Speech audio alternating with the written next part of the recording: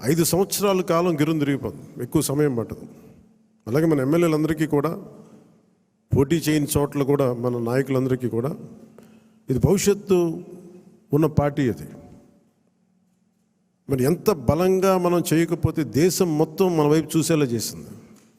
దేశం మొత్తం ఈ రోజున ఎవరన్నా సరే దేశం మొత్తం మీద ఢిల్లీలో ఎక్కడికి వెళ్ళినా నన్ను పదే పదే పిలిచి గౌరవిస్తున్నారంటే అది మీ అందరూ చేసిన కష్ట ఫలితం. అది నేను ఒక్కడిని చేశానని కానీ, నేను ముందు నడిపించానేమో కానీ, నాతో పాటు నడవడానికి మీరందరూ ఉండి 21 మంది మనకి సభ్యుల్ని, 2 పార్లమెంట్ సభ్యుల్ని గెలిపించుకొని తీసుకెళ్ళటం ఆషామాషే విషయం కాదు. మన ఉదయ్ గారు కానీ, బాలశౌరి గారు కానీ మనం అడుగుతున్నారు, నెక్స్ట్ పార్లమెంట్ సెషన్స్ ఉన్నాయి, ఏం మాట్లాడాలి అంటే ఉదయ్ గారు కూడా చెప్పారు, మీరు ముందు అవగాహన చేసుకోండి, ఎలా మాట్లాడాలి, ఏం మాట్లాడాలి, ఈ సెషన్ అంతా అవగాహన చేసుకోండి. ఏదైనా కీలకమైన పరిస్థితులు అంశాలు ఉంటే సీనియర్ పార్లమెంటేరియన్ బాలశౌరి గారు ఉన్నారు, ఆయన ముందుకు తీసుకెళ్తారు. ప్రధానమంత్రి గారితో కూడా చెప్పేటప్పుడు ఏం మాట్లాడాలని అడిగితే ఉదయ్ గారికి, బాలశౌరి గారికి ఒకటే చెప్పాను,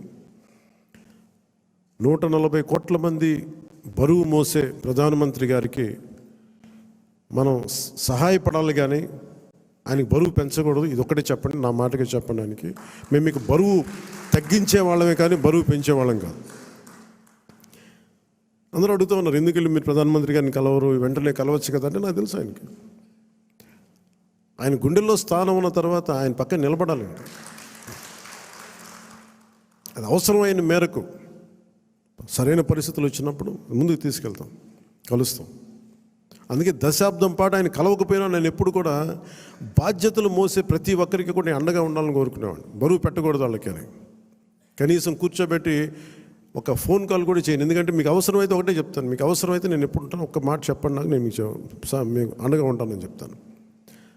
నాకు అట్లా జన సైనికులు, వీర మహిళలు బలంగా నిలబడిపోయారు. నాకు ఏం ఆశించలేదు, ఎవరు కూడా చిన్న పదవి ఆశించాల, ఏం ఆశించాల, వాళ్ళ కోరికల్లో మార్పుగా రావాలి, ఆ మార్పు కోసం మేము నిలబడాలి అని ఒక కట్టుదిట్టమైన ఆకాంక్ష తప్ప ఇంకే స్వార్థం లేదు. అలాగే మన నాయకులు కూడా, పోటీ చేయని నాయకులందరికీ కూడా పేరు పేరున మీ అందరికీ ధన్యవాదాలు తెలుపుకుంటా ఉన్నాను. నేను 21 సభ్యులు మొన్న పిఠాపురం సభలో కూడా చెప్తా ఉన్నాను. చిన్నప్పుడు మా టీచర్ చెప్తా ఉన్నారు, ఆయన బైబిల్లో ఎప్పుడన్నా ఆయన వెళ్ళే సిచ్యువేషన్కి వెళ్ళే టైంకి ఆవిడ ఏదో చదువుతూ ఉన్నారు, బైబిల్ చదువుతూ ఉండేవాళ్ళు. ఆవిడ మాట్లాడేది, ఏదో ఒక రోజు వెళ్తే ఏదో చదువుతూ ఉంటే నన్ను పిలిచి, నువ్వు ఇది ఎన్రా నీకు మంచిదని చెప్పారు. ఎందుకు చెప్పారు తెలియదు కానీ అది నిజంగా పనికి వచ్చింది నాకు. తనను తను తగ్గించుకున్నవాడు హెచ్చింపబడును, నీకు మంచిది అవుతురా నీకు. ఆ మాట ఏంటి నేను ఎప్పుడు అనుకునేవాడిని, అంటే మనం ఎంత సాధించినా తగ్గి ఉండడం చాలా అవసరం. అంటే ఏమీ లేని ఇస్తరాకి ఎగిరి పడుతూ ఉంటుంది, ఎగిరెగిరి పడుతుంది, అన్నీ ఉన్న ఇస్తరాకి చాలా నిండుగా ఉంటుంది.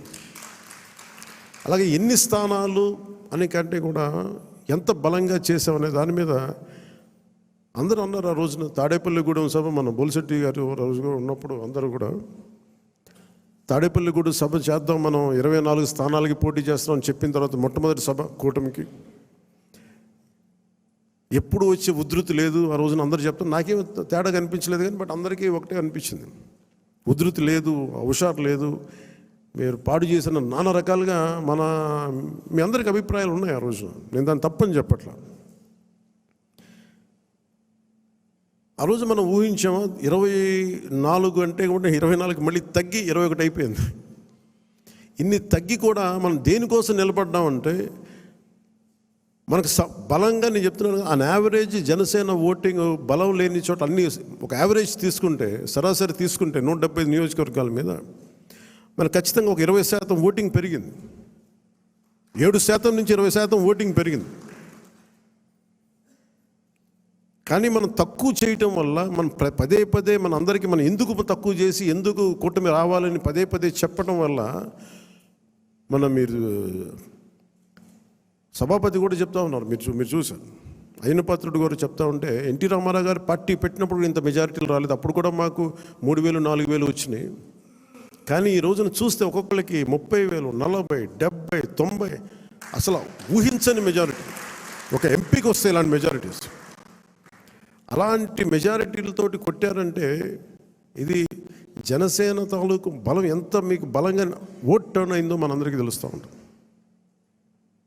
ఇది మనం నిజంగా చాలా ఆనందపడాల్సింది, మనం గర్వించాలి. అట్ ది సేమ్ టైం చాలా బాధ్యతగా కూడా దీన్ని ముందుకు తీసుకెళ్ళాలి.